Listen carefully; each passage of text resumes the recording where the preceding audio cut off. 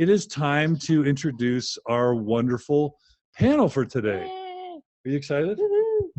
You got the Margi excitement there, panel. I personally know two of our three panelists. So I'm going to start with the two lovely women that I know, and then we're going to talk to the lovely woman that we don't know yet. And I'm going to start with the person that I met first, which is Lisa Butterworth. I met Lisa years and years ago when she started Feminist Mormon Housewives, the famous Mormon blog. Since then, she's gone on to become a licensed counselor. So Lisa, why don't you introduce yourself for a bit? Well, I feel like that kind of covers it. Feminist Mormon Housewives is, well, I guess it'll be 13 this year, 13 years old. I don't remember you being around that long ago. I think you came in a few years later with your Mormon Stories stuff. I don't remember. It's a long time Mormon ago. Stories was 2005. I think you started. Did you start in 2004? Yeah. Mm-hmm. Yeah. So let's see. So been around a long time, seen lots of changes through, the sort of progressive Mormon weird space.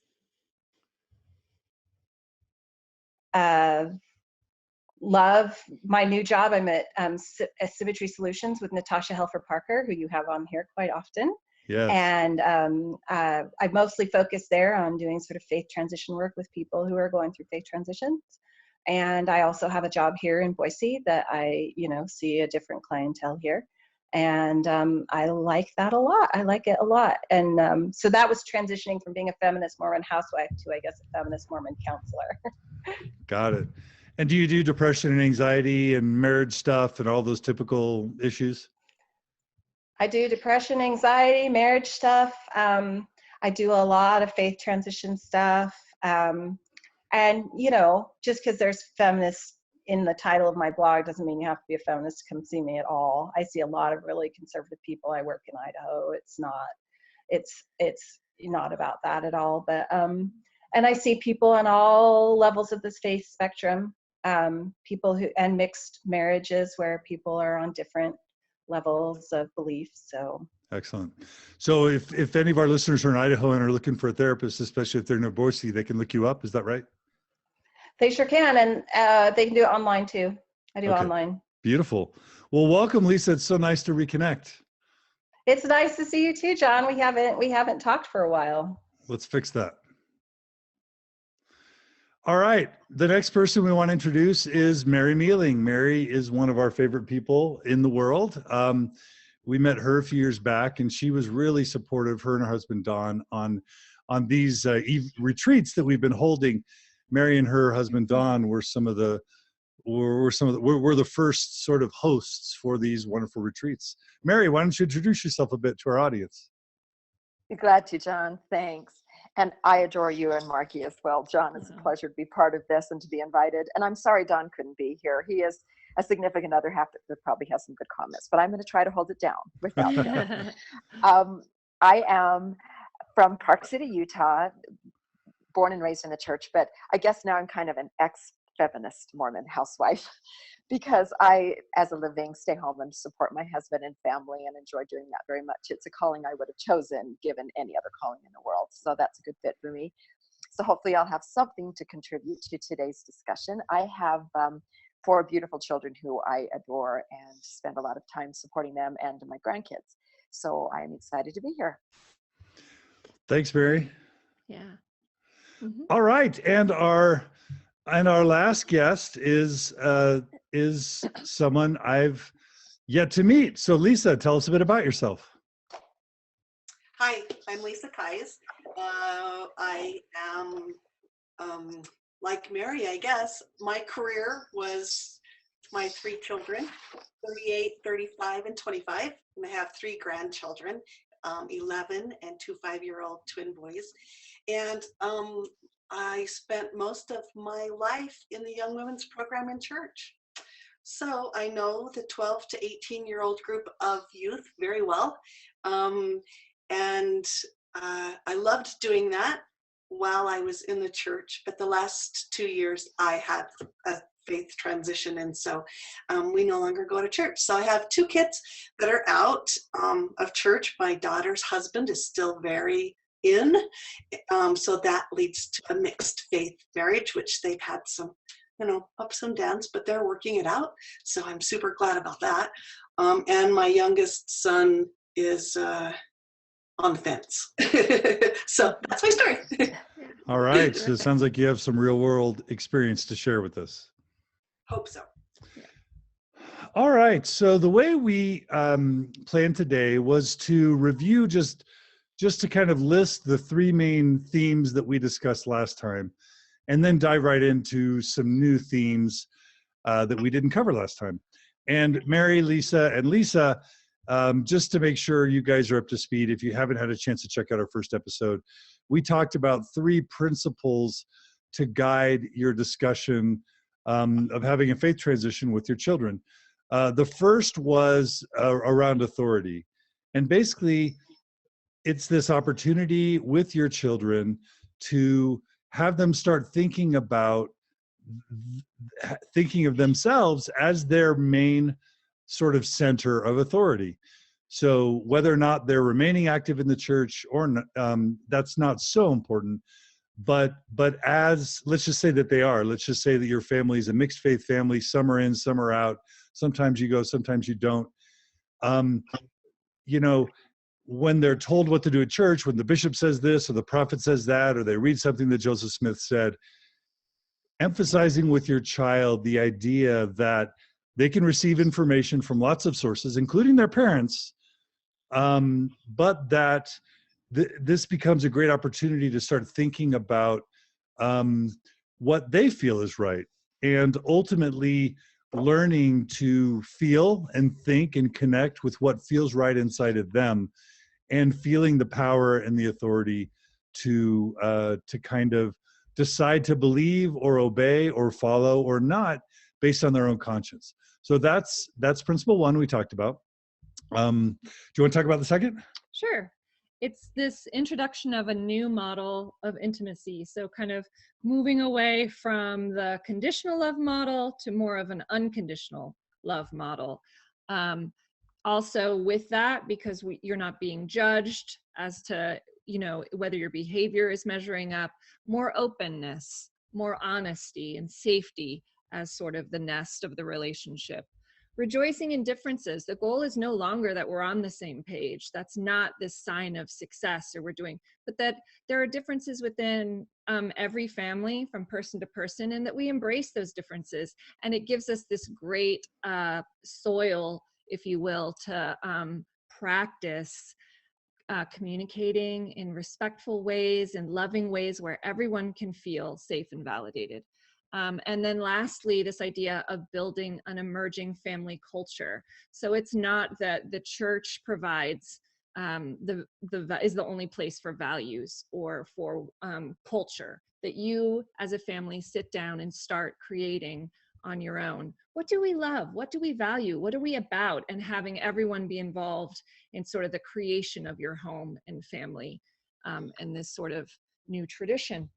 Yeah, and if church activity it wants to be a part of that family culture, that's great. And if you decide that the church isn't working for you in some or all, then not. But it definitely is an empowering thing. The final thing we talked about was this idea of getting rid of this binary worldview, that everything is either true or false, good or bad. That's easy to pick up sometimes when you're raised in certain religious traditions.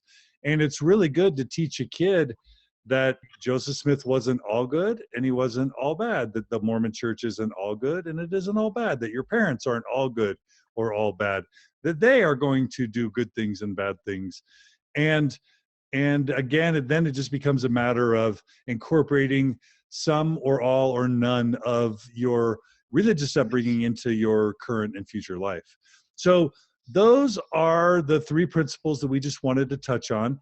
And now what we're going to do is dive into some remaining topics. And as we do, we're going to cover each topic. Margi and I will kind of more or less take turns. And then we're going to open it up to our panel to discuss how these topics may or may not sort of relate in their lives. And I might think about these topics as sort of like,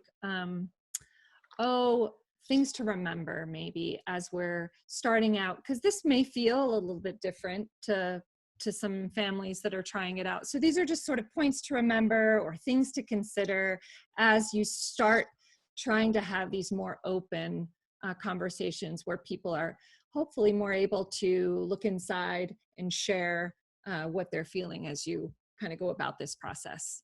Great. Okay. So the first principle we wanted to talk about was the idea of going slowly. Sometimes when a parent experiences the jolt of maybe the church not being what they thought it was, they almost want to just like sit down, have this family home evening, lay out the entire sort of like post-Mormon non-plan of salvation, talk about every single problem in Mormon history and the truth claims, and just sort of dash to smithereens the Orthodox testimony that they themselves had raised their kids with. And that's a natural sort of instinct. You don't want your kids to believe things that aren't true, that could be harmful. You don't want to ever lie to your kids or misrepresent things. And at the same time,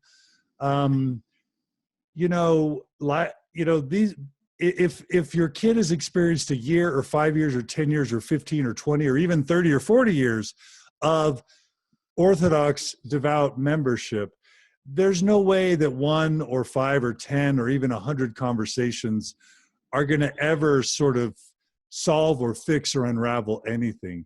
It's going to be a multi-year, sometimes a multi-decade process.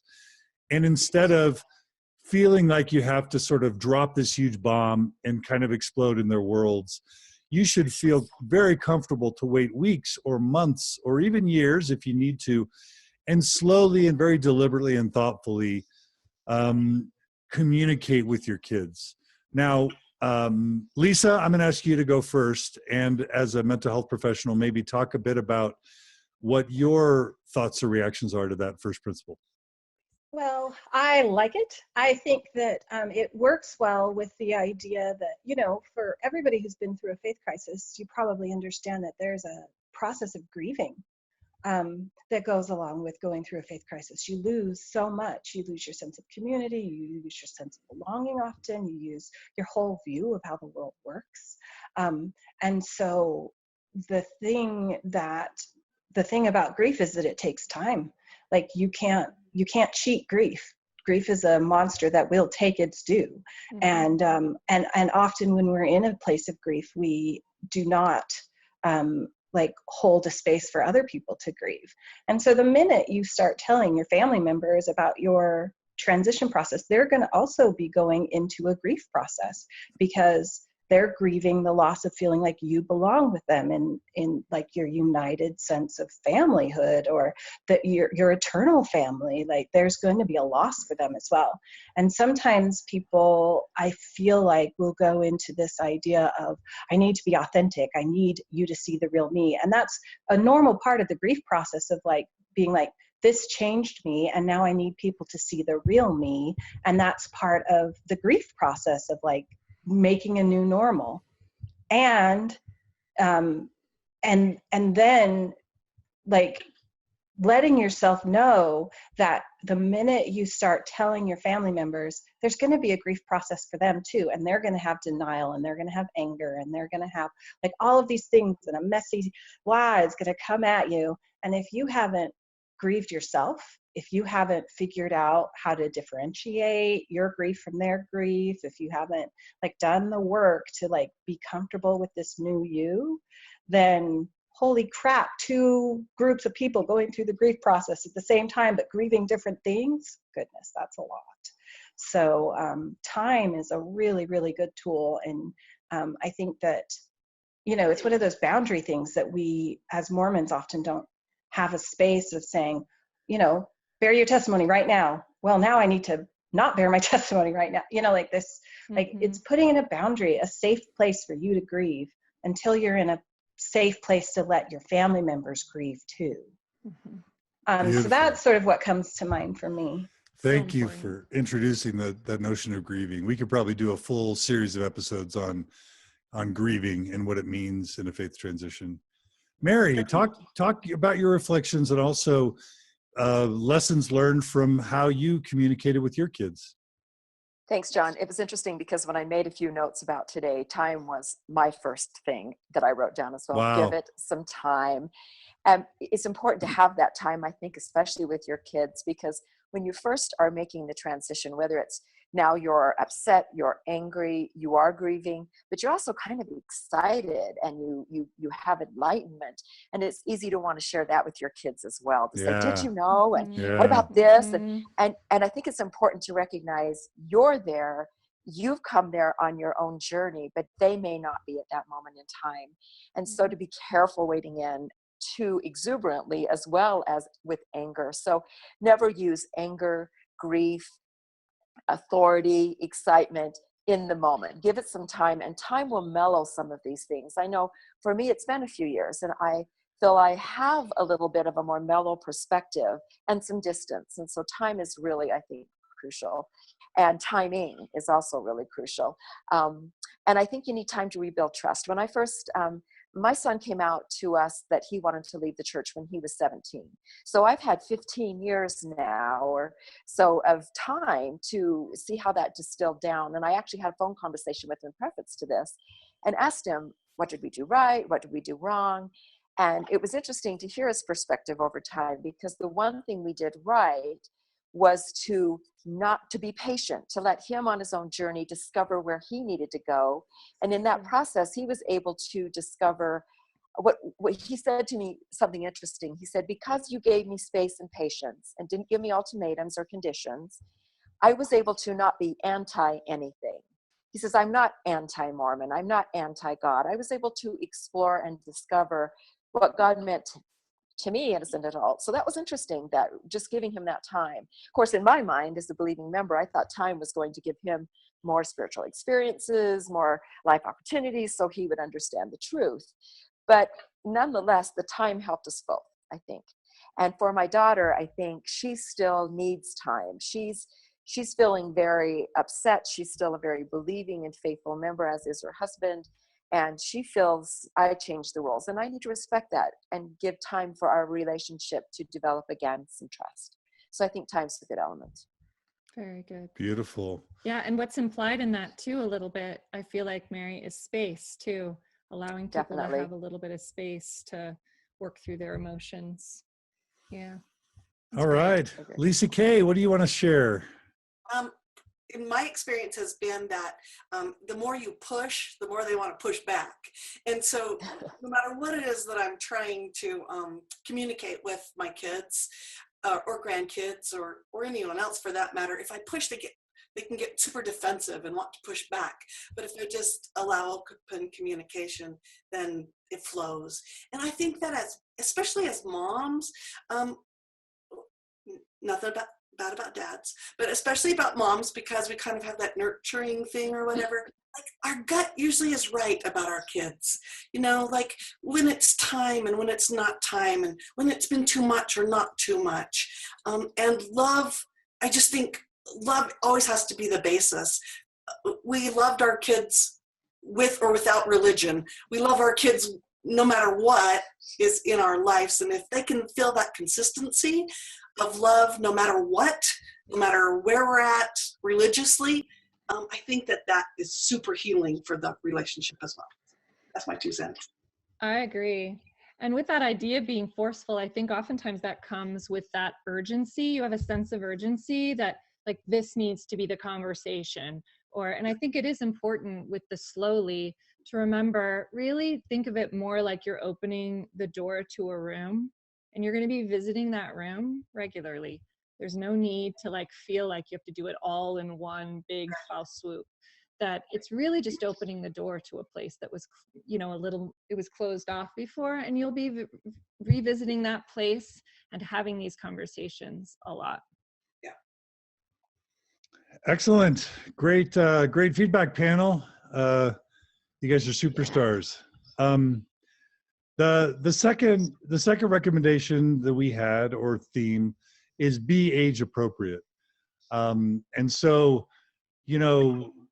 trying to communicate with a 4-year-old can be different from an 8-year-old, can be different from a 12-year-old, can be different from a 14-year-old, can be very different from a 20 or 30-year-old. And so sometimes we're so anxious, we're so eager. I remember with my own kids, I think I mentioned this before, trying to explain to them when they're like 8 or 12 what an Egyptian papyrus was and sort of what the Rosetta Stone was and how, you know, and the history of that and what the, you know, Book of Abraham had claimed to be and all that. And I'm not saying that's bad. Like, you know, teach your kids about civilizations and history. And if you want to talk to them about that stuff and you feel like it's appropriate, go for it. What I noticed with my kids was that they weren't interested in that at that time. That, you know, my little 8-year-old wasn't like really even wanting to think about that level of complexity or something so difficult. They were sort of on the level of, are mommy and daddy okay? Is our family going to be okay? Are, you know, are we still going to be happy? You know, and I just realized that I was sort of imposing my interests and level of concern onto my children in a way that kind of wasn't age appropriate.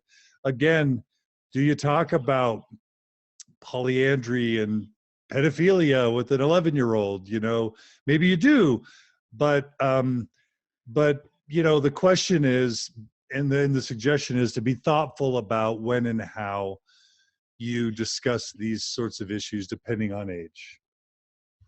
All right, let's have Mary. Why don't you start this time, Mary? What are your thoughts on that? Oh, I definitely think that's wise. Certainly my children are older and I can just, you know, have conversations with them as adults. But even then, sometimes I step in too far. And I, just like Lisa was saying, I know my daughter, I know when I've pushed too far and it's like time to back up. But with her children, it's interesting. I had an interesting experience with her 8-year-old daughter. We were at a park. There was I think it was a Catholic church. It doesn't matter. It was a different religion than Mormonism. And people were coming and going on a different day than she was used to celebrating the Sabbath. And she noticed that. And so trying to age typical, I had already transitioned out at that time, but I was trying to be very respectful of my daughter's desire not to confuse her daughter. And she had asked me not to do that. So her daughter turned to me and said, "Grandma, what are they doing?" And I said, "Well, they're going to church." Well, why are they going to church? And she said, "Well, what kind of church is it?" And I said, "I believe it's a Catholic church." And she said, "Well, but that's different than our church. But our church is the right one, isn't it, Grandma?" And so a teaching moment, of course, it wasn't the time because she's 8 to say, "Well, actually, let me explain." So I simply turned to her and I said, all of us follow what is in our hearts. And for those people, what they're doing feels right in their heart. And what you're doing, if it feels right in your heart, that's what you should do. Opening the door for later, her to understand that maybe my heart has gone a different direction, but not sitting down and saying, "Well, let me explain. There's many beliefs and one is right, one's wrong." So I think it was helpful to try to be appropriate for her age and just give her, and she seems satisfied with that, which is, I think, what you find. They're satisfied with the answer. Mm-hmm. Beautiful. Yeah, and you introduced the topic, if it's grandchildren you're talking to, being really, really respectful of the parents. I mean, we wouldn't want anyone interfering with our role as parent to our own children. Does being a grandparent give us the right to disrespect our children for the sake of grandchildren? And that's a really great point, Mary. Lisa Kay, what might you add? I think that questions are huge, like asking them questions, because I think that gives them the opportunity to take the lead. So you don't shove more down their throat than they're ready to handle. So my little 5-year-old grandson's going to ask a different question than my 11-year-old granddaughter, and then have follow-up questions, because I love the idea that to have them think for themselves. So, you know, what do you think about that? Or how does that make you feel? Or does that feel good to you? Or does that not feel good to you? And I love the initial question and then them thinking and then the follow-up questions that come after it. And that kind of leads to age appropriateness because they are the ones leading the conversation. But anyway. Love that. Huge. Now, Lisa B., I remember listening to Dr. Laura once saying that it's irresponsible for a parent to just let their kids feel empowered to have their own thoughts and beliefs, that it's really a parent's job to sort of give their kids a set of beliefs. And if once they become an adult, they choose to not believe or take a different path of beliefs, that's fine. But according to Dr. Laura, and I don't even think she's a mental health professional doctor, but for her, she just had this idea of you need to tell your kids what to believe as a structure for childhood. That's what responsible parents do. Respond to that, and then just any general thoughts you have about age appropriateness. Well, to some degree, like I don't want to say she's wrong, but to some degree, we all impose our values on our kids because we can't help but do it, because we live our values and they see it. And often what we say our values are, but what we're performing are different, and our kids see that too, and so, like, definitely I see one of the problematic features of the way that we often approach teaching Mormonism is that we say, here are your values, and the kids never have to like own them. Like, I don't remember ever sitting down and thinking about, well, why does chastity matter? I just had been told my whole life that chastity mattered, and so then I believed it mattered. But if you'd have asked me why, I wouldn't have been able to articulate that at all. And that's often true of most of our sort of morals and beliefs. And our moral belief system is incredibly complex. There's all kinds of systems about which we're trying to balance things that pull us in two directions. Like, we all have a belief, like you were talking about earlier, this belief in authority and finding our internal authority, right? Like, that is a very sort of Western, white, liberal American belief in like finding our own internal authority and believing in it. In most communal cultures, there's an outside authority that is very important, to respect your parents, respect your elders, follow the rules. And that's true most places, that's a value that people hold dear within their culture. And so, like, there's Mormon culture, but then there's other cultures. Like, if you're not white and Mormon, you're going to have a different view of what authority means than a white Western liberal Mormon is going to have. And then that's going to be, like, moral beliefs are so complicated, and they have push and pull. Like, it's like individual rights versus communal rights constantly pulling on each other, right? And so, like, allowing people to really explore those really complex questions for themselves, that's the thing that makes life fascinating and beautiful and interesting. Whereas if you just say, here's your values, boom, then that can be really confusing. And often that's where we get in trouble with not living our values, because we didn't pick them. And so, like, if we don't know why I believe in chastity, like, then why am I living that? I know I believe in it, but why, right? And so, like, if you really want your kids to have values that they live, then them being able to explore what their values are for themselves, that's a process that takes a lot of trust and belief that your kids are going to come to a place of, like, they're going to choose values that you want them to choose. And I think most of us, when we look at our kids, like, we do have that trust in them, right? Like, we can look at our kids and say, yeah, if I give them freedom, I don't think they're going to choose to kill babies and eat them, right? For the most part, hopefully. Although that's not always true. I mean, everybody, sometimes you get a cannibal. I don't know. Yeah, sometimes you give birth to a cannibal. No, I mean, but yeah, and so I would say that's a really complex question that's rooted in a lot of cultural beliefs, and that, like, me trying to speak from a place where I'm not just, like, imposing my own belief about that makes it super complex. So, and then what was the second part of the question? Just other thoughts about age appropriateness in communicating with kids. I feel like you could have this podcast about preschool kids, and then you could have one about elementary school kids and one about high school kids. I mean, like, there's no better way to like get your kids to rebel than to say, you have to follow these new values, and not give a teenager a choice at all. Like, on the one hand, that's one of the jokes Natasha tells. She's like, like, if you want your kids to rebel by like going to church, then that's a pretty good choice. It's better than cocaine. But tell them they can't go to church anymore, and you will get a very dedicated church-going teenager. Yeah. So, and that's just that's the part of the developmental process. And then, like Lisa and Mary talking about having adult children and grandchildren, that's a whole different conversation.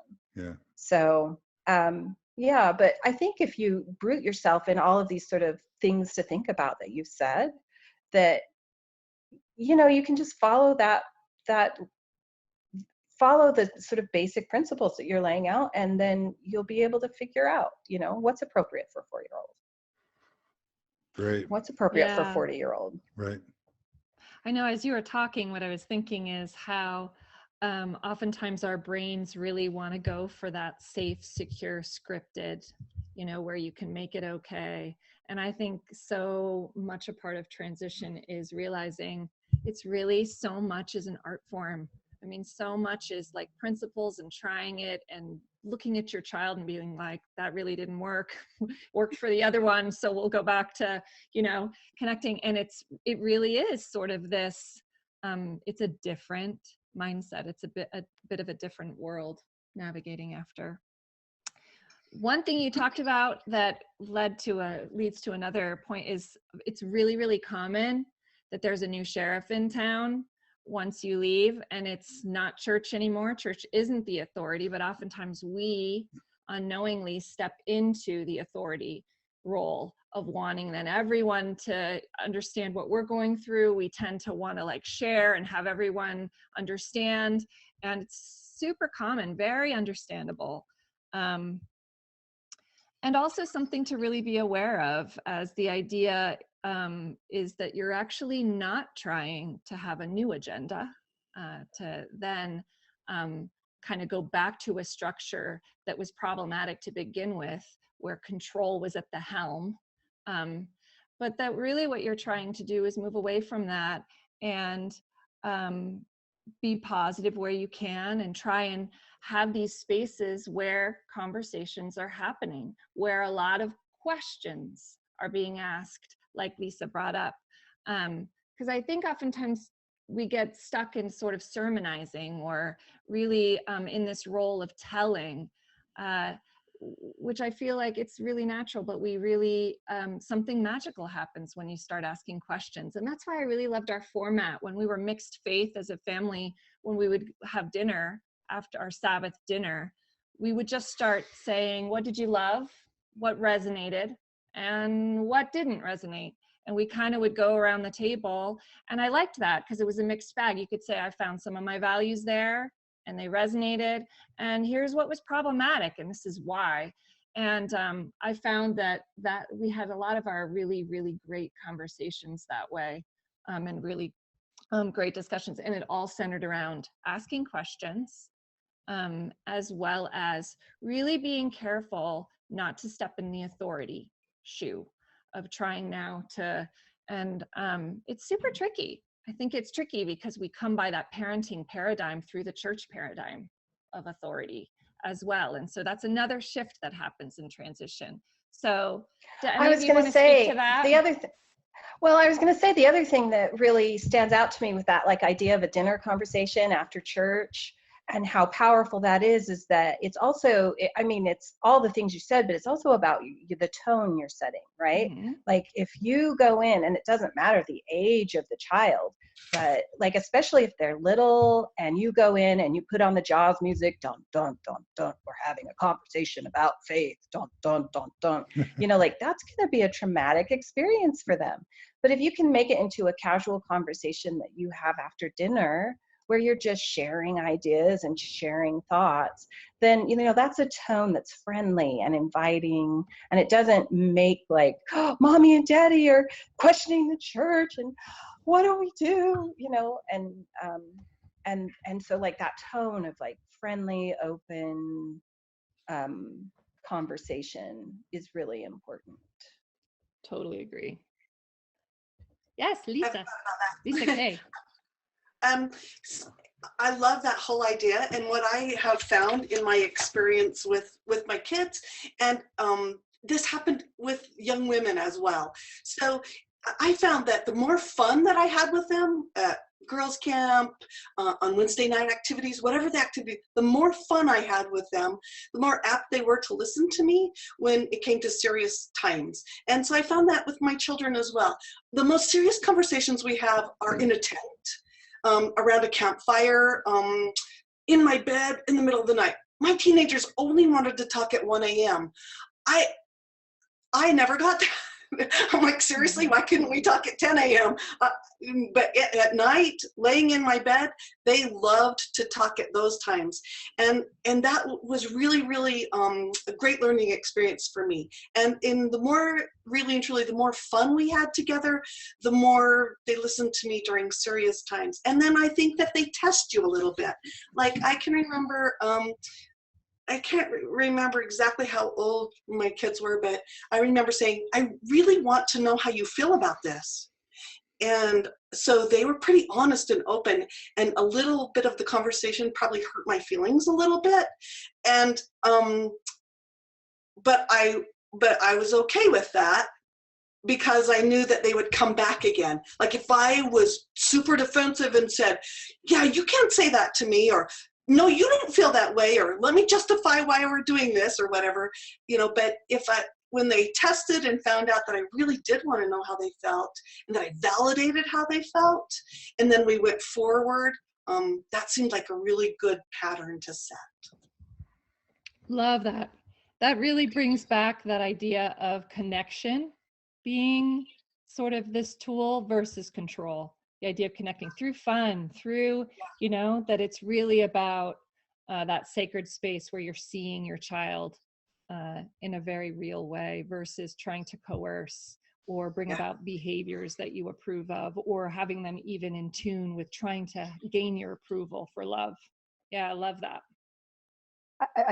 I'm going to jump in here if you don't mind. Please. Talking about authority, when we're looking at this, part of the challenge when you've come from a very Orthodox Mormon family is that as parents, we've always used the authority of the church to back up the authority of ourselves as parents. And we validate the rules, the doctrine as a means to justify what we are telling our children. We feel very compelled to do that. The challenge in a transition is that I know that I have to learn to separate those things just a little bit. I still have authority with my grown daughter in the way that we communicate, in that I'm still her mother. I still want to advise her, and she wants that advice, and we still want to have that connected, intimate relationship. But I have to be very careful, because if we tread into discussing some of these issues that surround the elephant in the room, the barrier between us, that I'm not in the church and she is, she now resorts to that authority, and by default, because I did it, it's very common for her to resort to the authority of the church, that certain things are set in stone, and it makes it very difficult for us to bridge those things and discuss them. So I've learned that I have to tread very carefully and to talk about neutral things, to rebuild that trust with her, because she told me when I left, you've changed the rules, and all the things we used to be able to talk about, including controversial things, we no longer can talk about. And in a way, she's right. So I've had to learn to say, let's find those safe things we can talk about, rebuild that trust, recognizing, because I understand it as well as she does, that she has a certain barrier of authority that I can't push up against. Mm-hmm. It's a default barrier of authority that she feels as an adult woman that I really can't push up against at this time. Mm-hmm. So I have to try to respect that. Yeah. Wow. Amazing emotional maturity. That's what I would say. It's so true too. Lisa B., anything to add on this point about authority? Yeah, I think that's a really beautiful way of validating your daughter's experience and her moral matrices, right? Like she has an authority moral matrix that's, you understand, you were there, like that was part of your moral beliefs as well. And so, you know, like it can be really hard to shift that mindset where like, no, in order to be okay, I need that person to agree with me, right? But to like, that's part of becoming our own, you know, or authority, and the source of our own worthiness is letting go of that and letting them, you know, have a totally different belief about authority, and respecting that that might bring a lot of good things into her life. You know, that might give her a lot of really positive experiences, and you just can't know for other people what's going to be best for them. So true. Totally. Okay, the next point that we have here is a delicate, well, not a delicate one, but it's a bit of a complicated one. So there was a point where we were all still attending church as a family, but we're certainly progressive and unorthodox. So we all supported same-sex marriage. We all felt like being LGBT was a good thing, something to be celebrated. We didn't feel like it was the one true church anymore. We saw problems with, you know, certain past church leaders or certain church policies. And so this became really complicated for our kids, because they would go to church or they would go to seminary and they would hear things that either were offensive to them, or that were hurtful, that were sad, that they disagreed with, or in some cases were racist, sexist, homophobic, or that they just thought were wrong. And so they would come to us and say, man, this doesn't seem fair, because all my friends get to say exactly whatever they think or feel, whether it's seminary or Sunday school or just a lunchtime conversation. They get to say whatever they want. And we have to keep quiet, because, you know, they would do what many of us tried, which is to stick up for the LGBT person, or to speak up for feminism, or to say, hey, well, Joseph Smith did this or that. And, you know, a strong, confident, articulate, sensitive 15-year-old might be able to pull that off at a high school in a conservative Mormon county in Utah. But for the most part, even if your kids are sophisticated, that's not going to go over well with a bunch of believing kids. And it might not even be safe for them. Let's say you love feminism and believe in it, but to have your kid drop that feminist bomb in the middle of the lunch table, there might be real social consequences that a reckless person might say is fine, but a person who cares about their friendships and their relationships and how they're treated, you know, it may not be the right place to express that. So we had these conversations with our kids where we would feel guilty, and they would feel confused. But at the end, I saw one silver lining in this dilemma. And that is that it is a fact that in the real professional world, the real world outside of Mormonism, you don't get to say everything you think and feel. Whether it's on the job, whether it's, you know, at a public school, with friends, you may think or feel all sorts of things politically or socially, but you just don't go around running around and saying it all. And so I guess I sometimes would say to the kids that this is a really important opportunity to practice skills that you'll have to practice all sorts of places in your life. Even if you leave Mormonism, never go back, leave religion altogether. Even if you're with a bunch of secular friends, there are still going to be instances where wisdom calls for discretion in what you communicate. The second part of that is, it's one thing to be a privileged part of a majority and to always be able to feel the privilege and the confidence and the power to say whatever you want. And this was an opportunity for my kids to be able to practice not only knowing and feeling what it's like to not have power and privilege. That can make them more empathetic with women, with people of color, with LGBT people, with you know, people of other countries who come here. There are all sorts of people who are down-powered, so to speak. And that's a silver lining to being in that position. And then finally, I think it made, and this is going to sound biased because I'm a parent, I think it made my kids develop a level of depth and complexity and sensitivity that they would not have sort of experienced if they were just sort of casually carefree, having all this privilege, being in the majority, and just sort of skating through their middle and high school experiences. So I think our kids tend to be deeper and a little bit more sophisticated, and maybe even a bit more wise than maybe they would have been had they not had that experience. Now, so that sort of summarizes in sort of this sense of reframing their experience, because, you know, sometimes it's like, well, we should enjoy church and we should love it and it should be fun and we should agree with everything. And we would sometimes reframe it with our kids as, this is an opportunity for depth and richness of development. Lisa Kay, how would you respond to that? I love what you said about exposure. Like, I think it's so important that our kids are empathetic and compassionate and see the world as a bigger place than just the small community that they live in.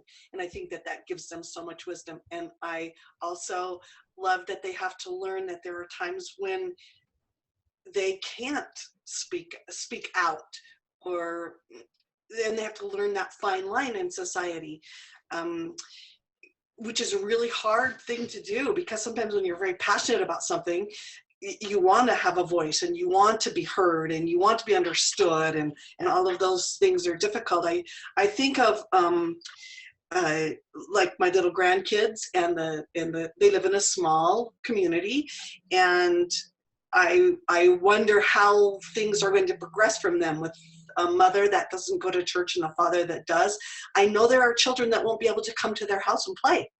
I know that there are families that are like that. They will be excluded from birthday parties. They will be excluded from events because their mother no longer identifies as a Mormon. And that's really hurtful for me. But having raised my oldest children in Arkansas and South Carolina, we experienced that. You know, when we were active in church, we had they had friends who they couldn't play with because we were Mormon. So we've experienced, you know, kind of both sides of that equation, so to speak. But one thing I thought also is, I do love that that to give your kids exposure in some of the controversial things. And I have a son that's gay, and when his brother went to the temple almost 2 years ago in May. Only I was then had a temple recommend, so I went with him. My husband and my daughter and brother didn't go to the temple. And so as my daughter was explaining this to her children, she said, Daddy's going to go to the temple with your uncle, but Mommy's not. And I'm not going because your other uncle can't go because he's gay. And the church no longer sees him as, they see him as apostate. And so I'm standing with him in a moment of solidarity. And so my little grandkids were like, wait, what? He can't go in there because of that? And little Tessa, who was 9 at the time, said, that's so not fair. That is not right. And I love that even at young ages, they understand fairness, what's right, what's wrong, and then they're super vocal. I mean, they talk about their gay uncle all the time. Oh, he's gay. Oh, that's his boyfriend. And I love that. I love that they have that worldview. And not just about that subject. Of course, that's tender to our home, but about other subjects as well. So I hope that answered your question. Love it. Lisa B? You know, I love everything you said, and I would also say that it's definitely important to put context around those things a bit, because, like, you know, if you have a gay son and you're a mixed marriage family, and, you know, like, maybe you're the person transitioning out, maybe you do need to be an advocate, because, like, it's one thing to ask a kid who that hatred is being directed toward to go into that space versus the kid that has privilege. You know, like asking a kid who is clearly privileged to go and experience what it's like not to be privileged, that's one thing. But asking a kid who's not in a safe space to go in and, you know, and so like, it's not something that, you know, it's a delicate conversation you might have to have with your spouse. But I think, you know, like explaining it from that position of this is too hard for him, or this is too hard for her, this is hurting her too much. Yep. Like the, Yep. you know, like where is the lesson? Yeah, like where can my privileged kids learn a lesson versus am I putting my not privileged kid in an unsafe space? Totally. And there's lots of places where you can put context around those kinds of questions of like, how is this different for this person than this person? And you know, like that's that's something always to keep in mind, even if you just have a kid who, like I have a kid who is totally fine with like going to church and like standing up for gay people, and like he's just like, I'm just going to tell him I love gay people, you know, and he does it, and he's very bold about it, and he can do it in a way that doesn't really cause too much trouble, but he's just like, I like gay people. So, and then I have another child who is like terrified of that. But one of the ways I put context around it is to explain it as a cultural thing, like in the culture of going to church, you know, like people there want to feel a certain way and they want to connect with God in a certain way. And so like, it's not really a place to maybe have a political argument. So true. Now, if you know, like, and it's just about context. It's not like that you couldn't have that argument in another context, or you couldn't put a note in that and say, hey, this thing was problematic. Can we talk about it at another time? You know, and like give them tools so that they can be an advocate if they want to. And they can also have a safe space if they need it. But, you know, just like thinking of ways child's, young women and young men's leader and say, hey, if you're going to be having lessons on these certain topics that you know are going to be a hot button for your family or for your child, say, you need to tell me about that first, because, you know, like give the young women and young men's leaders tools to support your family authority. And because we're not used to doing that in church either, to advocate for our families and to say, hey, what you guys normally do at church, that's not good for us. So if you can just let me know if you're going to have a lesson on these topics, or, you know, whatever, and just being in a place. And then that also applies if you're in a mixed marriage, of being like learning to be an advocate for your spouse that's leaving. Because if the message that everybody in your ward is giving you is, oh, poor you, your spouse is leaving.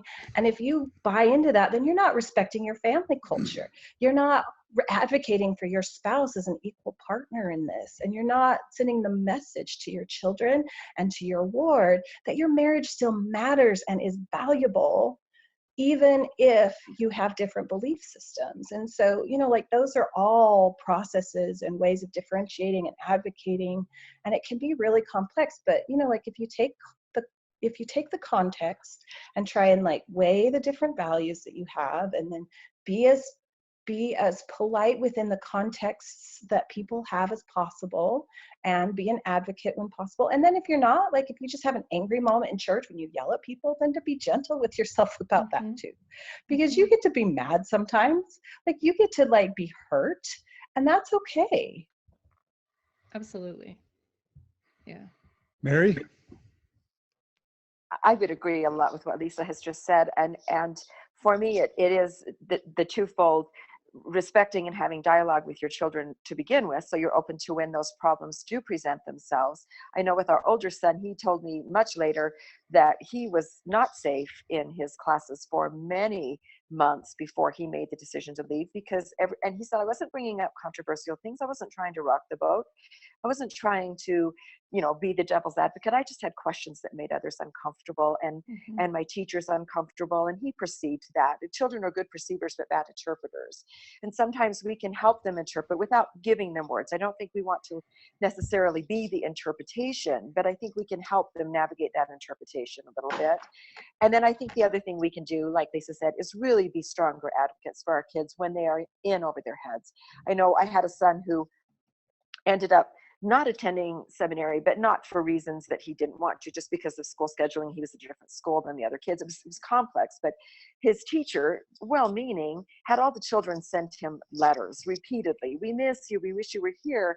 Confusing to him and very insulting. And so we had to step in. He wasn't able to, and just sort of pull that teacher aside and say, you don't always have all the story. You know, you need to respect our family, and please don't do this. I know it's meant well.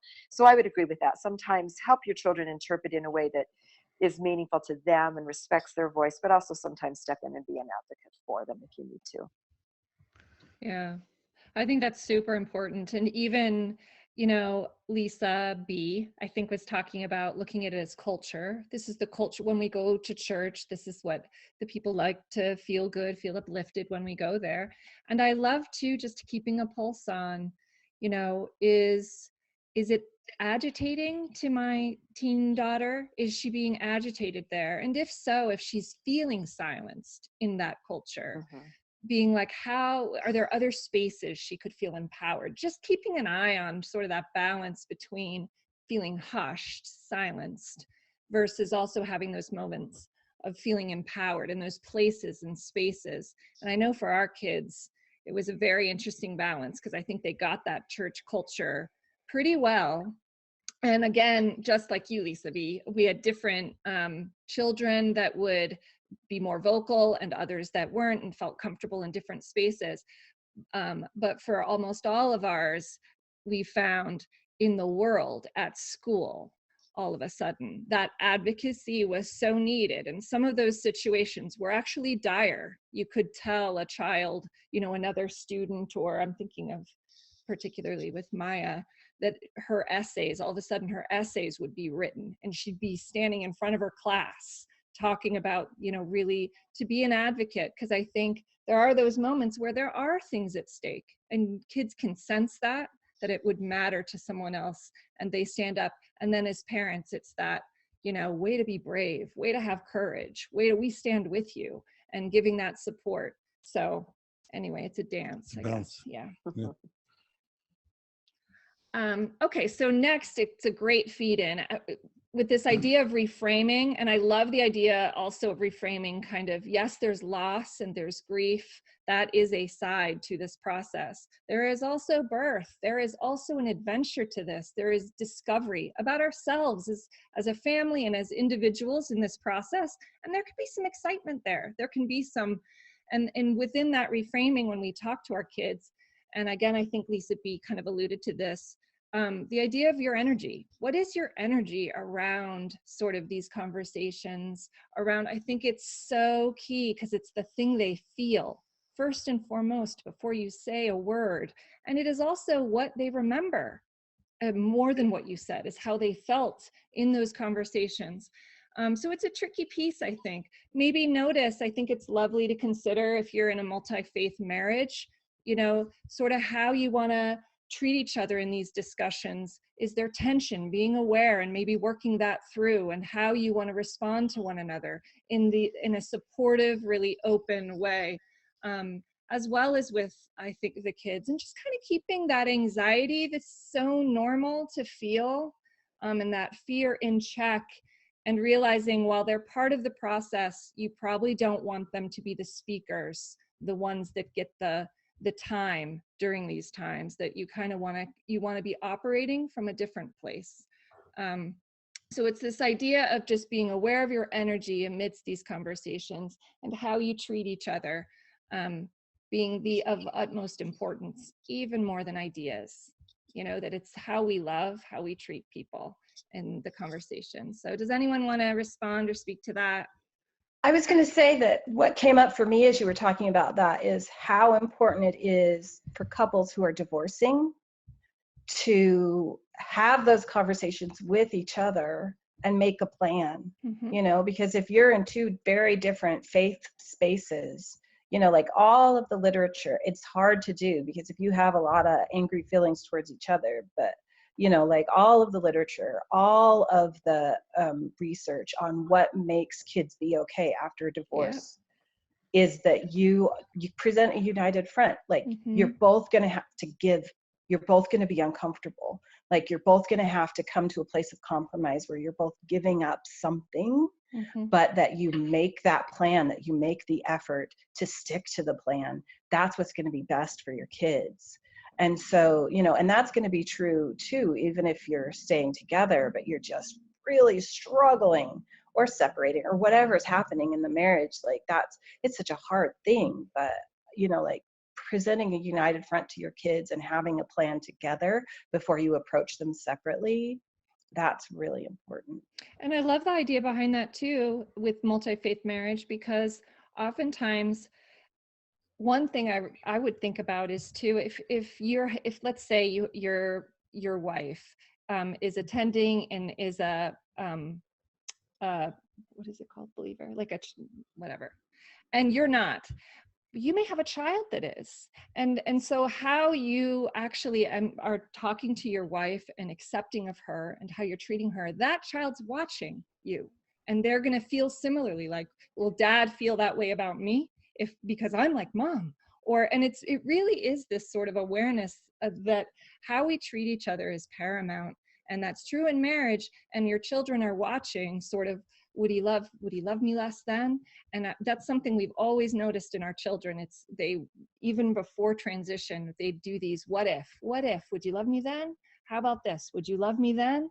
And there's this exploration of sort of love, and how far will it reach and how far will it go? And so just maybe keeping in mind with those differences in marriage, I think it's so brilliant to come together first, to have those discussions before the children enter the picture of, like, what do we value? How do we want this to be for our kids? And realize that your kids, you may have a child that really identifies largely with your wife. And while you may have a lot of differences with your wife, ultimately what you want to communicate is that same love for your wife that to the child that's watching, you know? Just something that came to mind. I think I think that's very important. And one of the other aspects of that is just general respect. I know it's very easy when you are making a transition in order to deal with the grief and the change, to use humor, to use deprecating remarks about the church, to laugh about things that are maybe a little irreverent. And I think we do have to be respectful if we have believing children still in our home, believing friends, other family members, that we're careful how we frame our attitudes towards the church as we leave, so that we are respectful to say, you know, this is good. We acknowledge the good, and when children are present, I don't think you want to hide from them your concerns or conversations, but I think you need to help them understand. Maybe it is simply a matter of, I'm sorry, I probably shouldn't have said that. That's not very respectful. It helps me deal with my anxiety, or it helps me deal with my anger. You know, help them to understand that. But I do think respect is really important. Mm-hmm. Great point. Anyone else? All right, so we just got a question from one of our listeners from Marie, and I thought it'd be fun to take a pause in our little outline and address a specific question from a listener. Marie writes, what are good boundaries to set with grandparents to prevent your kids from becoming a missionary project? Anybody have experience with that want to jump in? Mary? I have a little, if you don't mind me jumping right back in. Please. Again.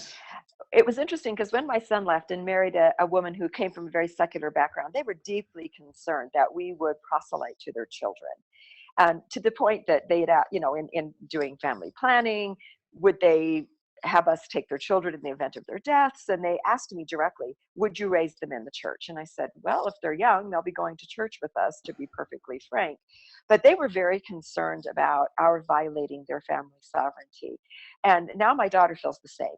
You know, as a believing member and my not believing, do I value their family sovereignty to be respectful to their kids? And so, you know, it's a difficult balance to walk, but I think it is very important. The lesson I learned from my son is you really have to respect what your children want for their children, and have conversations with them about it. You know, and assure them your child is safe with me. And if you have a grandparent that wants to proselyte your children, and we've all seen this, the grandma who brings the kids to primary when she's got them and mom and dad don't know about it. You know, open those conversations with them and explain how important it is that your family has the right to determine those things. And though you respect what they do, please, mom and dad, teach them in other ways. Teach them your values in other ways. We value what you know. Teach them to be honest. Teach them to love. Show them your love. But please don't teach them in the framework of Mormonism if you can. I think that's one way. Just have a conversation. Being direct. I think being direct, you have to, or you know, or those paradigms, you'll find you'll wade into muddy waters if you don't. Mm-hmm. I love what, You know, if you've, sorry. Lisa oh, I was B, then going to Lisa say, you K. know, like, if you have a particularly, you know, like problematic relationship with a grandparent, or, you know, like if you have a family that's particularly sort of like rigid and orthodox and their behavior is really problematic, and we are, as Mormons, not the best at setting boundaries and differentiating and figuring all that stuff out. So it's probably a good idea to sit down first with your spouse if you're married, or if with your ex if you're not, and try and make a plan. And like, here's what's okay, here's what's not okay. And, you know, like if you have examples of things they've done that aren't okay, then give those and say, these kinds of things are not okay. And if there are things that examples of things they've done well, you know, I love going back to what Lisa Keys said about having fun. You know, like if they really want to like convince your kids that their way of life is one that they want to follow, then go have a whole bunch of fun with the grandkids. And that probably, it may or may not work, but it's sure going to open those kids up a lot more to, you know, like what is it that grandma and grandpa are doing right? And if you can explain it in that way, like, you know, you coming down and telling my kids you should believe this or you should believe that, or I have a really, really bad one from my family. You want to hear a terrible one? Yeah. I went to my niece's baptism, and my brother and sister-in-law had just recently been divorced, and my niece came up to my mom and was like talking to her, and my mom said something about, well, we have to go now because we don't approve of what your choices your mother is making. Wow. Like, to an 8-year-old, my mother said that. Mm-hmm. So, you know, like, and my mom once told my daughter, like, we think your mom is hurting the church, you know, like, and so like I sat down with mom and I said, these things, you cannot say them, you know, like if you say those things to my children, we won't be coming to visit you. And that's really sad for them because you're awesome and I want them to know you. And so, you know, like, here's things that are okay to say. You know, like the last time I went home, I had to tell my mom to stop talking about what my kids were wearing because she was, you know, she's really worried that my daughter isn't wearing a bra, and she's really worried that my other daughter has a certain haircut, you know. And so I just had to say, Mom, that's not going to work for us. Like, you're making the kids feel really uncomfortable and they don't want to be here. And that's not what we want. We want them to enjoy you and we want them to get to know you and love you. So here's some other things you could talk about instead, you know? So important. What if, we've had to deal with this, by the way, so we're laughing a little bit. What if, and Lisa K, I want to come, you were about to speak up, so I'm going to jump to you in just a second, but I don't want to lose this thought. Is that okay? Great. What if you have a parent that will not self-censor? Let's just say they're in their 80s, they're set in their ways. Let's just say they don't. Just say, I mean, for someone, they have someone that, I mean.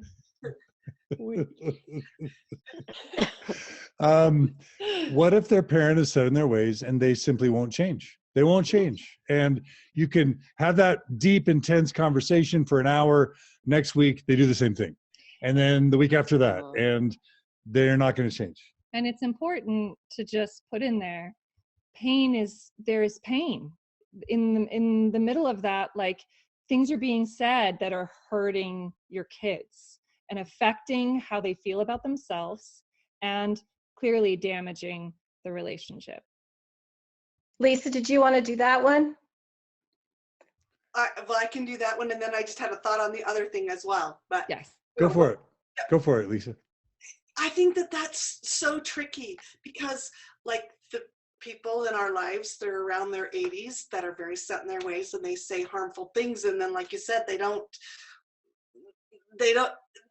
they can't figure out how not to do that. It's almost like it's programmed into their brain and they're just spewing back what they've been programmed in. And I've had that experience a few times too, as have my children. And I just said, you know, this is your choice, to my older children. You know, you're adults and you can choose to have her in your life or not. I hope that you'll remember her age and that maybe you can just let that go. You know, just say, oh, that's grandma. She loves me. She really doesn't mean what she just said.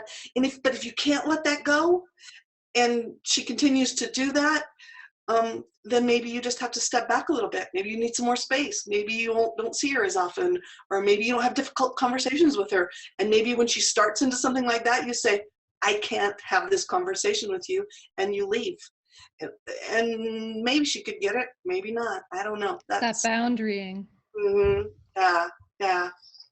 And then my other thought on the same subject was that sometimes I think we get caught up, you know, and with grandkids or younger kids or even our older kids in telling them what we don't believe anymore. Like, I don't believe this and I don't believe that.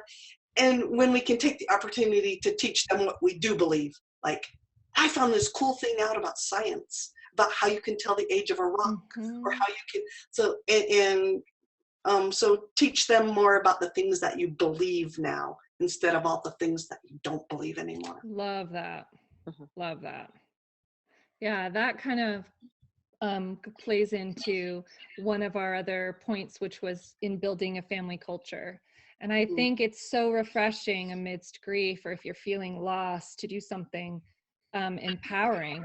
And that was one of the really great things we did, was sit down and really discuss like values. What values, you know, do you kids really identify with, that you really want to see on a daily basis in our home? And really, I think, make it a family thing. Have the kids get involved. Really be careful, I think, as parents, to embody, not just talk, but really embody those values. Incorporate them into rituals or traditions that you have around the house, so they're really felt, they're seen. We did that. It was just such a great, a great memory. And it's something that I think you revisit on your journey quite frequently. But like, some of the values that I was thinking about for us were learning, creativity, respect for oneself and environment, personal health and safety, the value of work, and the joy that comes from being known and loved by one another. And those are things that I feel like if you came into our home, there would be like evidences in our home, because they're just so lived and embodied. And this is part of the adventure. It's actually one of those really great things about building up something that could be potentially better than what you had to begin with. Do you guys have any thoughts or insights on that? Sorry, I know I just went, but I can go again. This one, I totally. Go ahead, Lisa. So Lisa K. I just feel like sometimes we were taught this narrative through the religion that we were in or are in, for those that are still in, that the only way that we can have a happy family or an eternal family or a good family is by following the principles or the outline that we were given. And that just isn't true. Some people think that, and I've heard people say, well, Mormonism makes me a better person, or whatever religion they are. That makes me a better person. I wouldn't be a good person without that. And I beg to differ. I think people are good.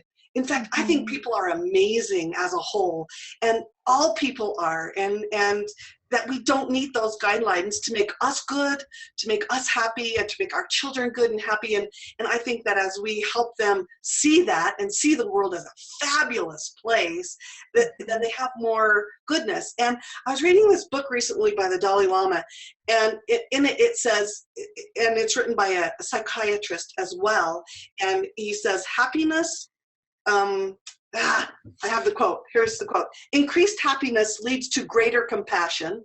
Increased compassion leads to greater happiness. And I love that. So when we teach our children about being happy, they become compassionate. The more compassionate they are, the more happy they are. And I think that's a great family value. Absolutely. Love it. Love that.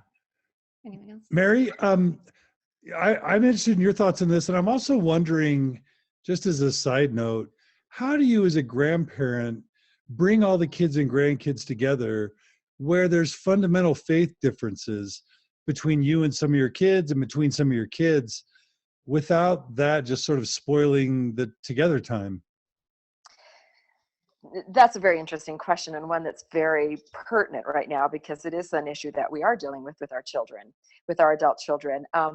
We, of course, as grandparents, have this vision that our children will come together, our grandchildren will know each other and love each other, and we'll have this great extended family culture of play and fun and joy and respect. And my kids are very good at conversing with each other. And pretty respectfully. But then you put in-laws in there as well, and it becomes a bit of a challenge. For example, my son, who is not in the church, is concerned that when his daughter plays with her cousins, she gets a little slut-shamed, if you will.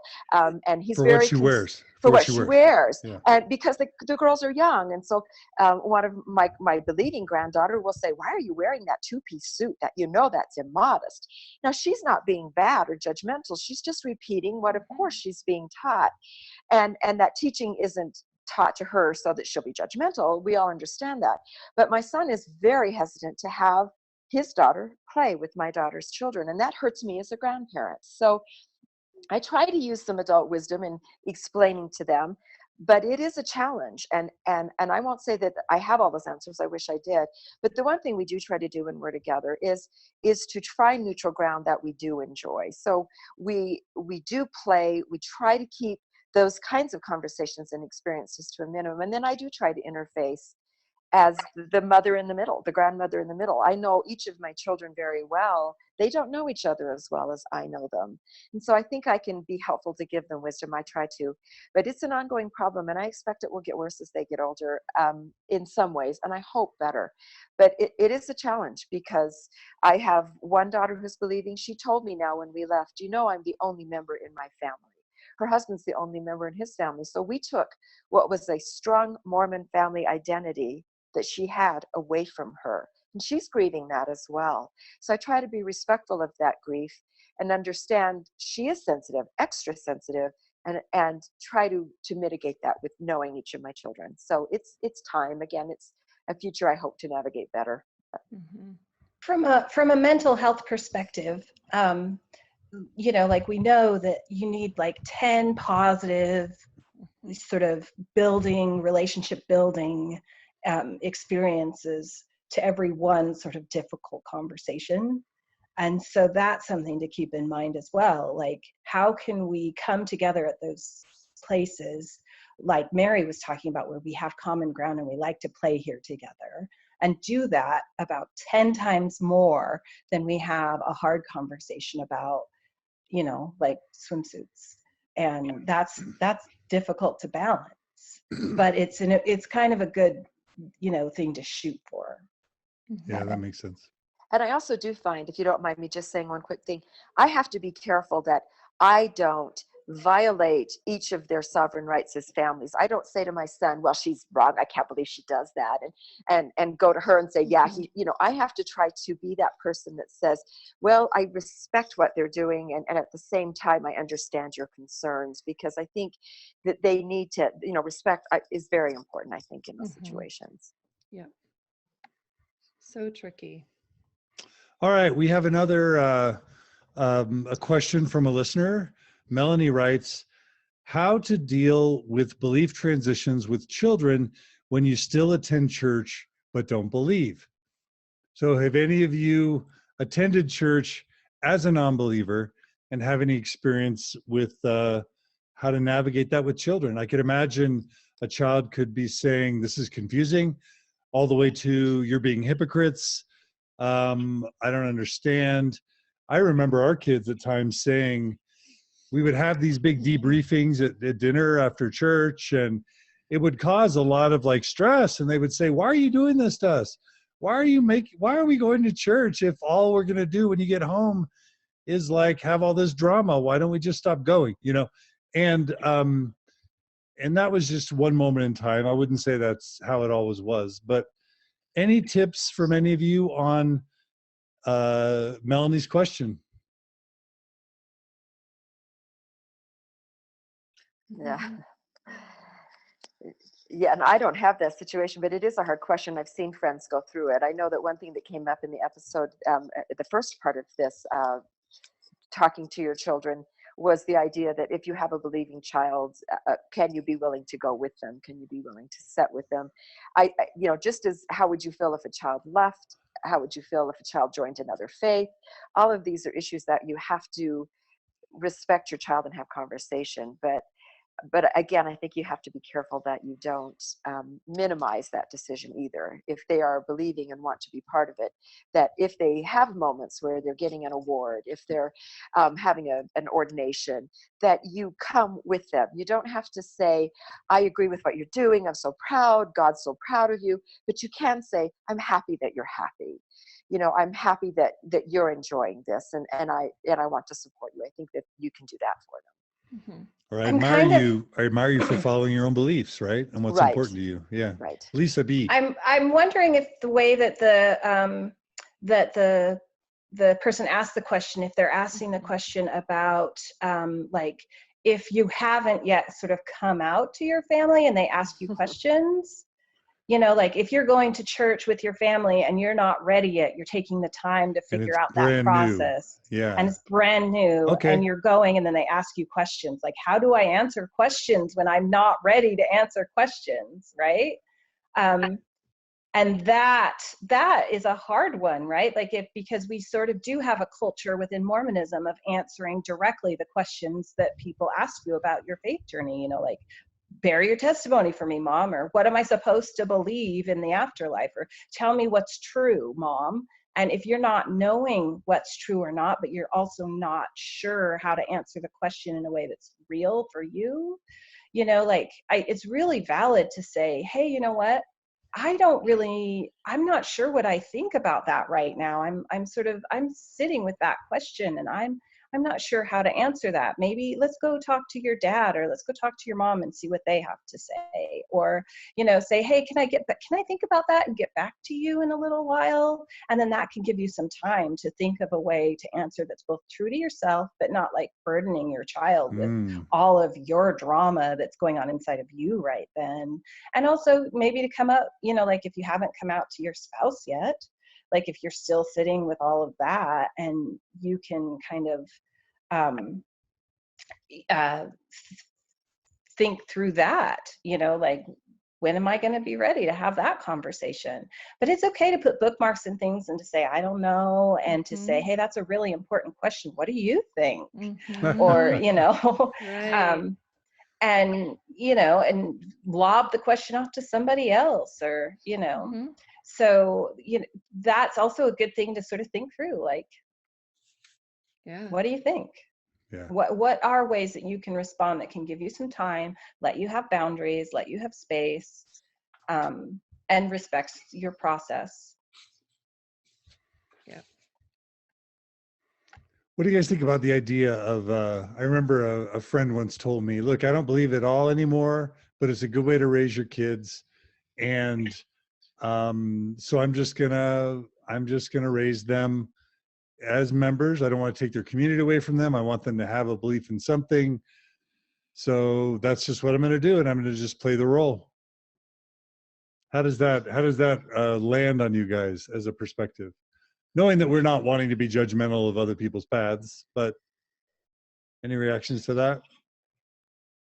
um, I had this conversation with my son because he says, I believe that there's so many good things in Mormonism. It's a great way to live your life. And if it, and I look at it and I think, it is a good church. If you're just after a church and not a doctrine, not a, this is my relationship with God and who God is in the universe, but this is a church. It's a very good church to be part of.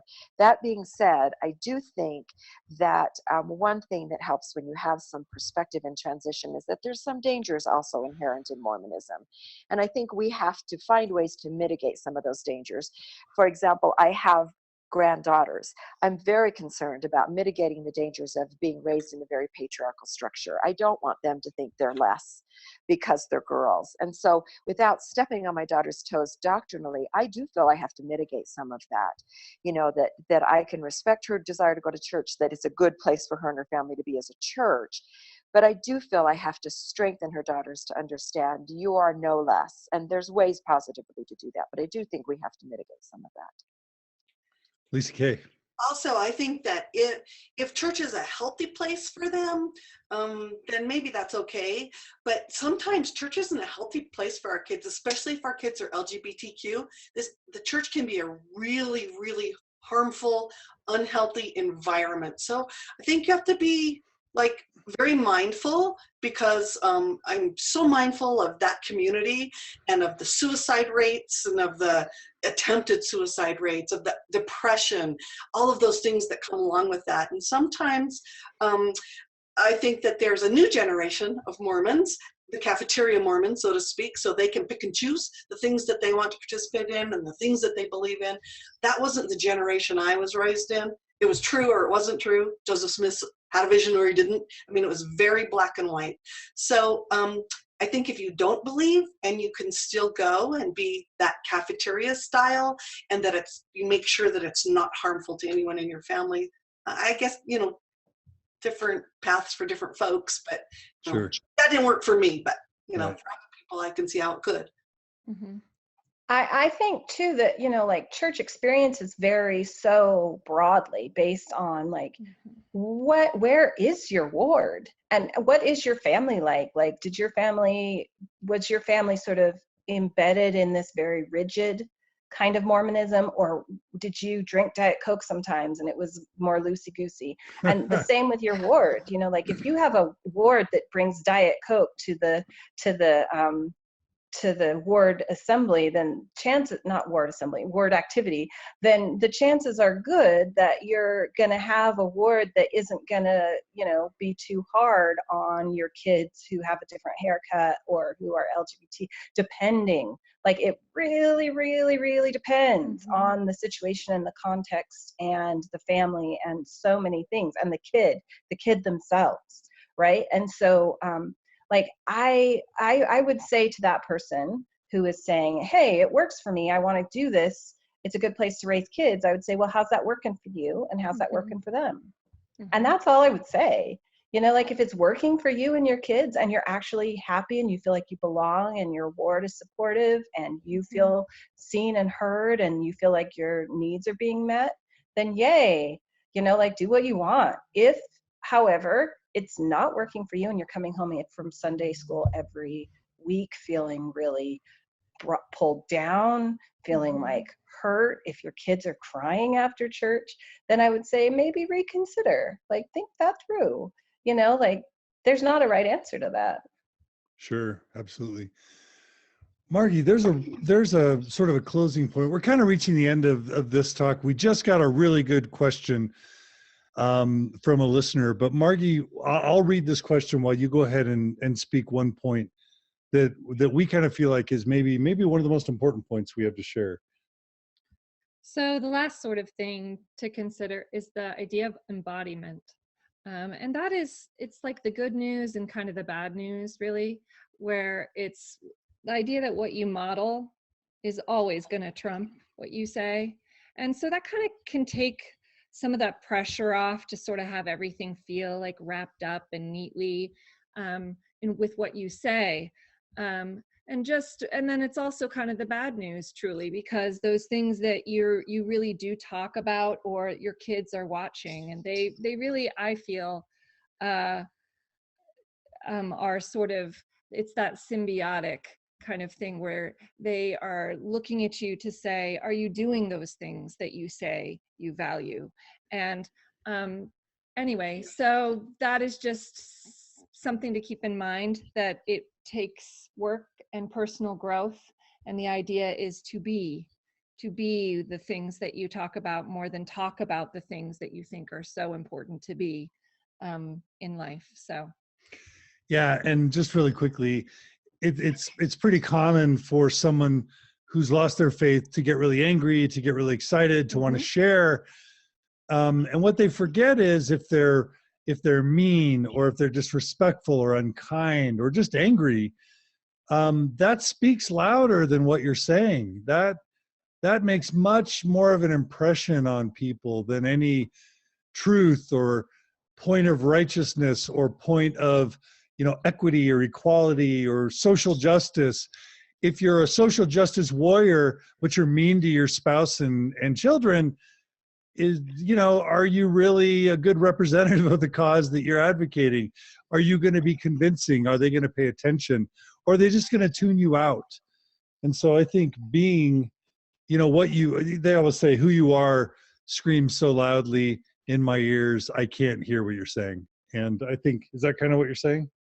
Yes, but it also comes down to like values. So with screen time, or how, we recently had talked about how we wanted our Sundays to be rejuvenating and what that might look like to different members. And so we all came up with this idea about reduced screen time on Sundays. There's something about screen time and then realizing like, oh, we're not just expecting that from our children. Like we're having reduced screen time too. Like and really taking those things to heart, that we are all trying to be these values that we're in a really sort of healthy, loving way, not an accountability gotcha way.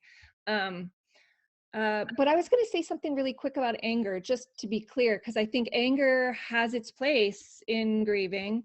And so it's not necessarily like we're not talking about anger in its place. And but when it comes to relating to people, like find safe people you can be angry with, right? And share, and you can be in pain with and talk loss with. It's super important to this process of transitioning.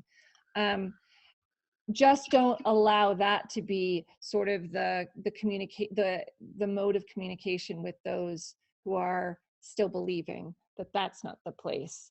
But anger is not the problem. It's sort of how we convey and how we live and how we want to do that amidst times that are challenging for us, Yeah, I just like to say anger is a process, not a destination. You want to notice that you're angry. You want to talk about your anger. You want to understand where your anger is coming from, because it's a secondary emotion. Mm-hmm. It's usually an outgrowth of some other deeper thing. So allow anger to point you inside to work you need to do in growth, right, but don't just kind of stay there. Right, it should move. Yeah. Yeah. Okay, we're going to do something a little bit complex. Lisa Butterworth, I know that you have to leave to see a client soon. Having said that, we have a couple questions from Midwest Mom that I don't want to just blow off, because she's stuck with us through this whole thing. So Lisa, maybe I want to just invite you to, and you can stay on as long as you can, but why don't we just have you sort of give a closing thought? Let us know again how we can reach you if we want to be in touch with you more, and then you can drop off as soon as you need to. Is that okay? Yes. Okay. Yeah. Actually, I had a thought because I saw the question, and I had an experience of my own that I wanted to sort of relate to that. Because she asked, my son's going to EFY this summer. I want to, I kind of want to talk to him before he goes have this experience that I feel is going to be kind of brainwashy. And I actually kind of did that with my daughter. She went to her first girls camp and came home, and she had such a good experience. Like, it was so positive. And I sort of was like, well, wah, wah. Those are really spiritually manipulative. And it's not even that I'm not a believer necessarily. It's just that sometimes I have problems, like I was like, yeah, those are spiritually manipulative and blah, blah, blah, blah. And I don't even remember what I said to her exactly, but like that really hurt her. Like, I didn't mean to hurt her, but like I sort of invalidated that experience for her. And like, I think we get a little bit worried about brainwashy type blah, blah, blah. And I kind of wish I would have just respected that that was a good experience for her, and then asked her, well, what experience, the same with your kind of conversation after dinner. Were there any experiences that concerned you, or, or something? I don't know, but I do regret the way I handled that. So I don't have an answer about that. But I do know that like I brought some sadness into my daughter's life that she didn't need. Mm-hmm. And I did it because of my issues, right? Right. So that's what I have to say about that. But I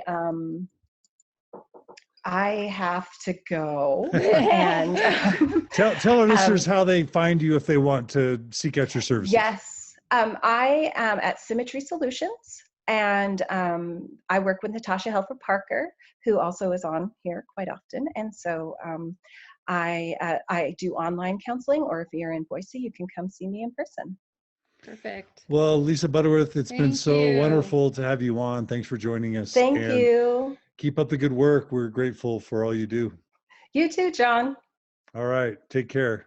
Bye. All right, Mary and Lisa Kay, let's go ahead because Midwest Mom has been so patient. Lisa B kind of read part of her question. You guys can read it there, but I'll read it for the listeners. It says, my husband is believing and I'm actively attending, but wishing to transition out or at least be more open about my disbelief to my kids. And then she talks about her son attending EFY with cousins. It's going to be a cousin reunion. She doesn't want to drop a huge bomb on him before he attends this spiritually intensive, she puts in quotes, experience and make him sad the whole time. But I feel the need to start the conversation with him so he's not totally brainwashed this summer. So Mary, what would and there's a second part to the question, what would your response to Midwest Mom be? That is a tough one. It's hard when you're not, you're going to step into that position as a transitioning person with believing spouses and coming out. That's already difficult. So she's already, it sounds like, thinking through the ramifications of what she doesn't want for her son. Perhaps, there is an opportunity because as we know now, at least as I know from a transitioning Mormon, that the spiritual experiences that I felt at church were real. They were valid and real experiences, and they were touching to me as a human being, and they moved me and changed me and gave me perspective. But I now know that I have those experiences in many ways, and that those are human experiences that maybe come from a different place than I once thought. So it might be an opportunity to just say, to validate his excitement, but also share maybe some of your own personal ways that you've also felt those feelings. I feel that way when I go to church. I also feel that way when when I'm skiing down a hill, and I love that feeling. So validate that those feelings are real, but those feelings could have multiple sources. And that might be one way to prepare him to enjoy those feelings and take them in, experience them and experience the love, but also look around and say, wow, I've also had this feeling when I do X, X, and X. This is a very real and beautiful human feeling that maybe comes from God and maybe not, because obviously her son hasn't made that decision either, but she can validate her testimony that they can come from many sources. And that might be one way to handle it. Great idea. Love it. Lisa Kay? I think that she said it beautifully. And I think that sometimes we, I remember being in church when I would push my kids so hard to go to Trek, to go to EFY, to go to youth conference, and wanting them to have these fabulous experiences. And then they came home and they lacked a little luster. And so sometimes I think we talk them up too much, or maybe the leaders talk them up too much, or maybe the leaders, because of their preparation, have a wonderful, fabulous time, but not all the kids experience that. So I love what Mary said, tell of other experiences. And I love the University of Utah experiment thing they did recently about spiritual experiences. That might be a great resource just to say, look, this is how psychology explains our feelings and explains our spiritual feelings. I don't know. One thing I was thinking about too was just the idea of reflection. I mean, kind of allowing him to have the experience and then maybe taking him to lunch or out for a hike, and then really being open and talking to him about his experience. Because what happens with that is it allows for reflection, for him to do some reflecting. And many times some of those things will come out as they're reflecting that they might not have been aware of had they just kind of moved on to the next thing. So without an agenda, without trying to get dirt, but honestly saying, what did you love and what really worked for you? And, what were some of your favorite parts, and really going deep with those favorite parts and what it gave him. And then also saying, I don't know, were there things that didn't resonate so much, or were there any things that felt amiss to you or made you feel bad about yourself and maybe there will be and maybe there won't. But I think it's that idea of trusting our children too on their journey, that it can feel very foreign to us at times, because I do feel like we receive that programming that our kids are kind of depraved and empty vessels, and when in fact I feel like they deserve our trust, and they do have that inherent goodness and judgment kind of within them too. And so kind of trusting a bit in that he may be getting something that he needs at this time, and that you can be there as sort of someone that is beside him as he goes through his journey as this sort of witness and partner, if you will. My Midwest mom has a second part to her question. She says, suggestions on how to navigate early morning seminary within her mixed faith marriage. Husband is super supportive, but wants kids to go to seminary so they aren't marginalized at church.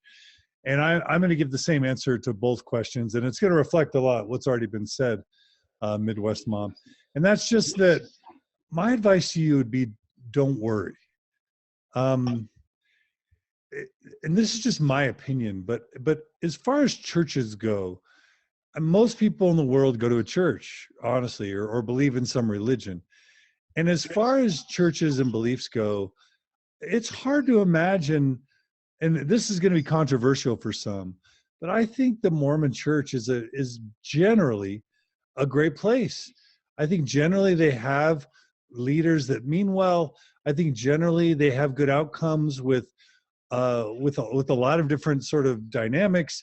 There's certainly perils and certainly risks, but if I guess I'm saying that if you're going to be part of a religious tradition, there are a lot worse ones, I think, that you could be a part of, really. And this is the one they have.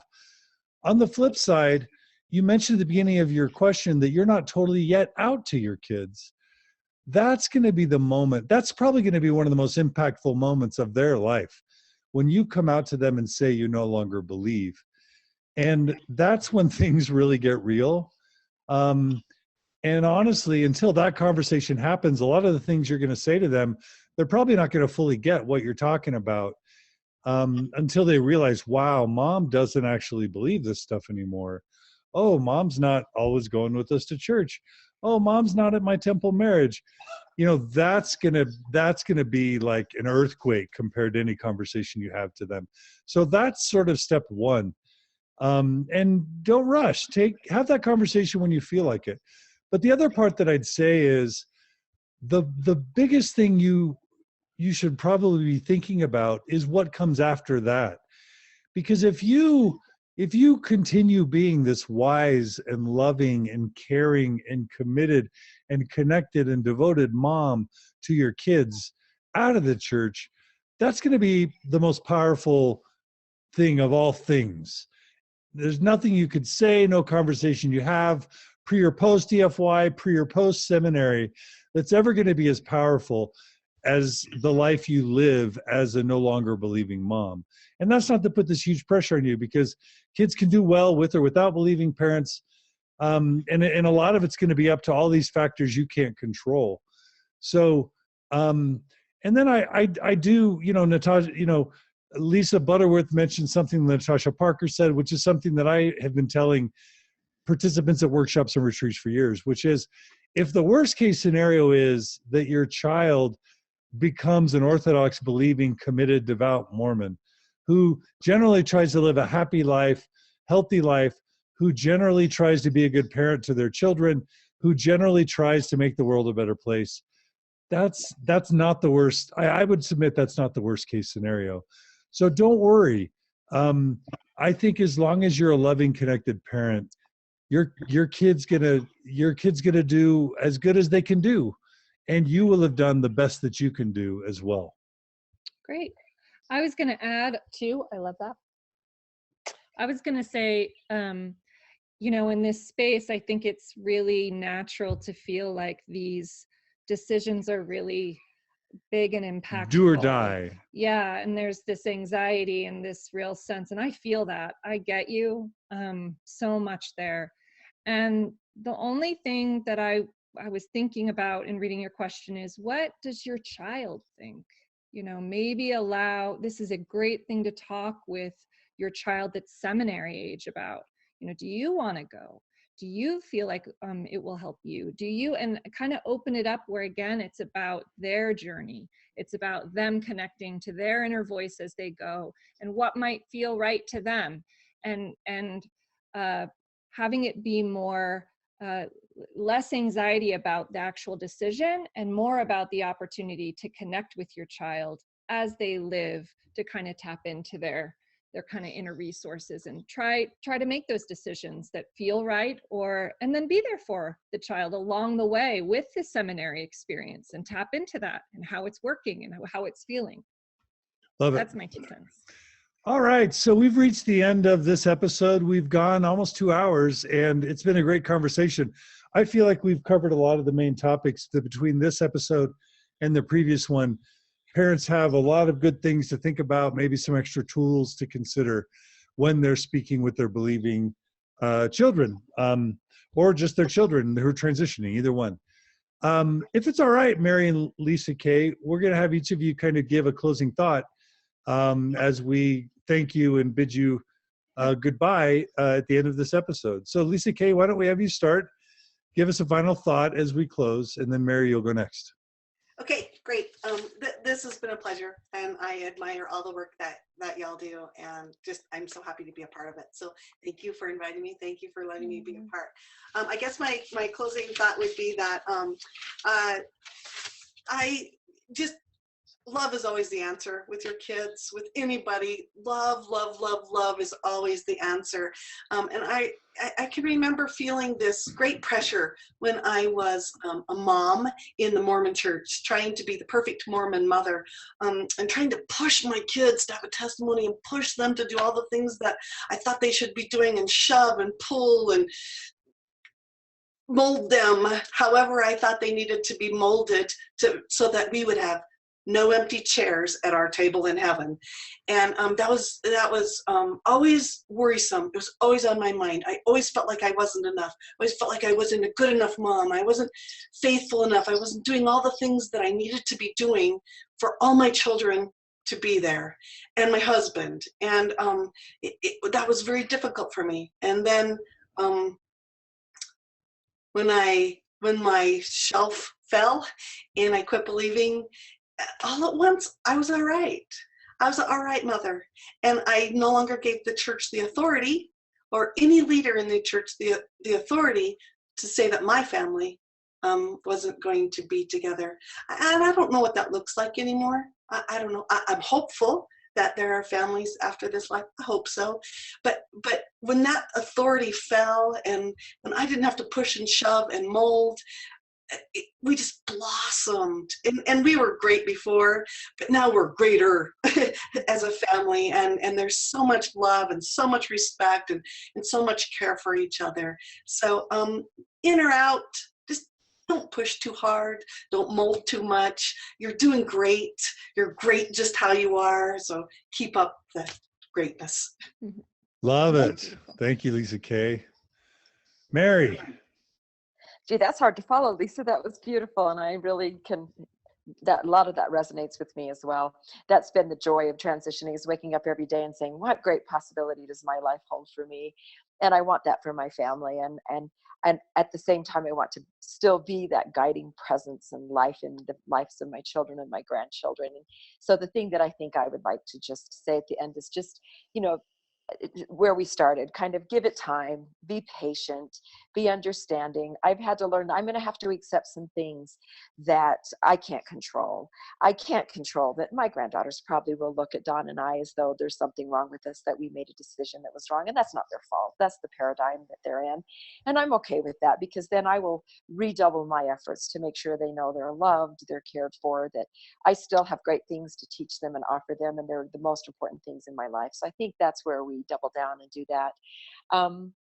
I think, I can only control my journey. I can't really control the journey of any other person. And so I have to respect their right to make that journey and love them through it, and respect all the good that comes from Mormonism. As you were saying, John, I can see that there's so much good for my family, so much good for my believing children in the church, so much that they'll gain from it. And I want them to take all the good, and in my own life, I want to take all that good and then just leave the bad behind. So I just think time, patience, love, and respect, and that's how we deal with our children going forward. Beautiful. Beautiful. All right. Well, Mary Mealing, Lisa Kais, and Lisa Butterworth. It's been so nice to have all three of you. You're wonderful women, super wise. This has been great. So just thank you all for joining us. It's been great. Appreciate it.